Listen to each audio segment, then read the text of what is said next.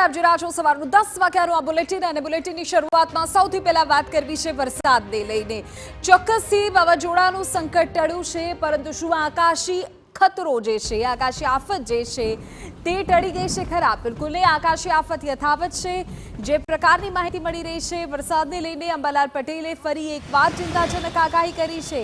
અંબાલાલ પટેલની આગાહી છે કે 3 સપ્ટેમ્બર એટલે કે અમાસના દિવસે ગુજરાતના કેટલાક ભાગોમાં ભારેથી અતિભારે વરસાદ પડી શકે છે, સાથે જ કેટલાક વિસ્તારોમાં પૂરનું સંકટ પણ સર્જાઈ શકે છે। ગુજરાતના ભાગોમાં તારીખ 3 સપ્ટેમ્બરથી 10-11 સપ્ટેમ્બર સુધીમાં પુનઃ વરસાદ આવશે અને આ સપ્ટેમ્બર માસમાં કેટલાક ભાગમાં તો લગભગ પૂર આવે તો વરસાદ આવવાની શક્યતા છે। આવા વરસાદમાં ભારે વરસાદ આવશે। વડોદરાના કેટલાક ભાગમાં ભારે વરસાદ આવશે, પંચમહાલના કેટલાક ભાગમાં ભારે વરસાદ આવશે, સાબરકાંઠાના ભાગોમાં કેટલાક ભાગમાં હળવો ભારે વરસાદ આવશે। એટલે આ વરસાદની સ્થિતિ જે છે એ ગુજરાતના ઘણા ભાગોમાં તારીખ 3 થી 10 રહેશે। વાત વડોદરાની કરીએ। વડોદરામાં વિશ્વામિત્રીના પાણી તો ઓસરી ગયા છે, પરંતુ એ બાદ હવે તારાજીના દ્રશ્યો સામે આવી રહ્યા છે। વડોદરામાં ઠેર ઠેર અલગ અલગ જગ્યાઓ પરથી તારાજી નુકસાનીના દ્રશ્યો દેખાઈ રહ્યા છે। ભરપૂર હાલાકી અને મુશ્કેલીના દ્રશ્યો છે। વડોદરાના અનેક વિસ્તારો એવા છે જ્યાં હજુ પણ ઢીંચણસમા પાણી છે। આપણી ટીવી સ્ક્રીન પરના દ્રશ્યો છે વડોદરાના છાણી વિસ્તારમાં આવેલી ભગીરથ સોસાયટીના 84 મકાનો હાલ પાણીમાં છે। તંત્રનું પાપ કહો કે પછી કરમની કઠણાઈ, પરંતુ આ વિસ્તારના લોકો વિશ્વામિત્રી સાથે ભૂખી કાંસના કાળા પાણીની સજા ભોગવી રહ્યા છે। નાગરિકોનો આરોપ છે કે કાંસ અને નદી પરના ગેરકાયદે બાંધકામો પૂર પાછળનું મુખ્ય કારણ છે।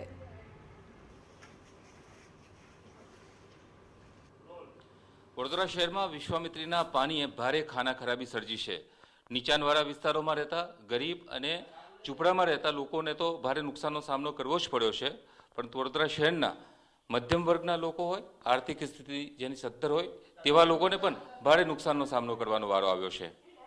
વડોદરા શહેરના છાણી જકાતનાકામાં આવેલ ભગીરથ સોસાયટીના એક મકાનના દ્રશ્યો છે કે જ્યાં રૂમની અંદરની તમામ ચીજ વસ્તુઓ નષ્ટ થઈ ચૂકેલી છે। એકેય ચીજ વસ્તુ અહીંયા સલામત રીતે રહી નથી।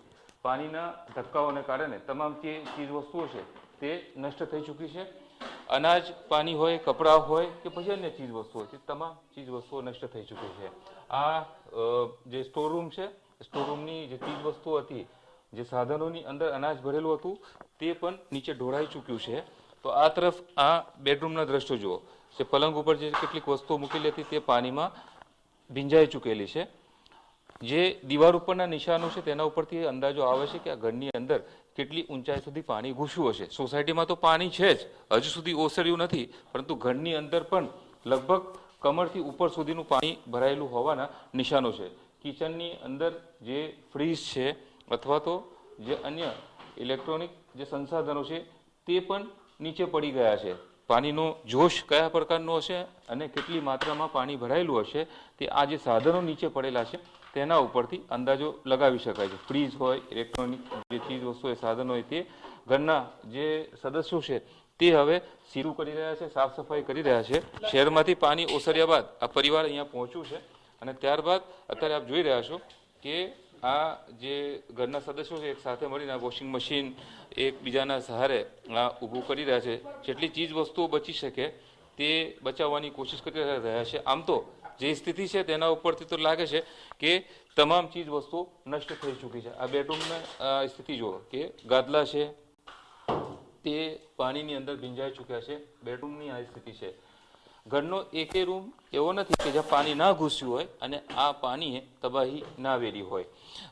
જે ઘરના સદસ્યો છે તેઓની સાથે વાત કરીશું। આમ તો કિચનની અંદર પણ લગભગ ખાવા પીવાની તમામ ચીજ વસ્તુઓ બંધ થઈ નષ્ટ થઈ ચૂકી છે।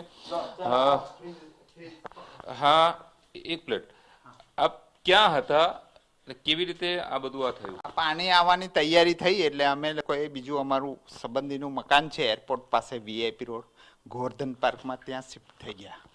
પછી 2-3 દિવસ પછી આવ્યા, પણ અહીં અવાય એવું નહોતું। આજે બાજુવાળાનો ફોન આવ્યો એમ કે હવે અવાય એવું છે ને સાફ સફાઈ થાય એવું છે, એટલે અમે આજે આવ્યા। એની સ્થિતિ જોઈને તો બહુ ખરાબ લાગે। આ તમે જોઈ લો, જુઓ આ બધું જ એવું નહીં। એટલે આ બધું જ કોઈ એવી વસ્તુ બાકી જ નથી. આ ગ્લાસ મૂક્યા છે એની ઉપરનું જ સારું છે. 8 ફૂટથી ઉપર નીચેનું બધું ખલાસ છે. કેટલું દુઃખ થાય છે આ સ્થિતિ જોઈને? હવે દુઃખ તો હવે આખું પાછું ઘર જેવું હતું એવું કરવામાં તમને કેટલો બધો એ થશે. લગભગ 2-3 વર્ષ ધબા વળે એવું લાગે છે. કેટલી મહેનત કરીને આ બધું ભેગું કરેલું, રાચ રચેલું હતું, વસ્તુઓ ભેગી કરેલી? તો મારા પપ્પા અને બધા મોટા છે એના લીધે થયું હતું. હવે અમારે કરવું એ અમારી બસમાં જ નથી. આ કેવી રીતનું કરીશું અમે? અને આ તમે જુઓ એક કે એક વસ્તુ ખરાબ. આ ફ્રીજ, ટીવી બધું ખલાસ છે. કશું વસ્તુ બાકી નથી. ખાલી સાફ સફાઈ કરીને આ ગાડી આવે એવું થશે ત્યારે આ બધું ભંગારમાં જ આપવું પડે એમ પોઝિશન છે. નથી એક ગોદડું ઓઢવાનું કે પાથરવાનું. જુઓ કપડા બપડા બધું કશું જ એવું થઈ ગયેલું છે. ઘરમાં આવ્યા ત્યારે સ્થિતિ જોઈને શું અનુભવ કર્યો?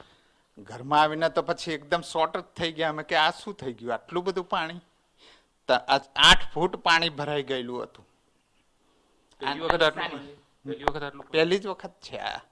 આટલું બધું તો પહેલી જ વખત છે. અને આટલું નુકસાન બી આ વખતે જ થયું છે. અને હજુ બી નુકસાન થયું છે. અને અત્યારે તમે જુઓ, અત્યારે પણ હવે એવું પરિસ્થિતિ નથી. તમે બી કેટલા ઊંડા પાણીમાંથી આવ્યા હતા. નથી અમારી પાસે વ્હીકલ ચાલુ કે નથી, કંઈ નથી, કોઈને લાઇટ નથી કેટલાય ટાઈમથી. અમે નથી ફોન કરી શકતા, નહીં કંઈ. બેન સાથે વાત કરીએ.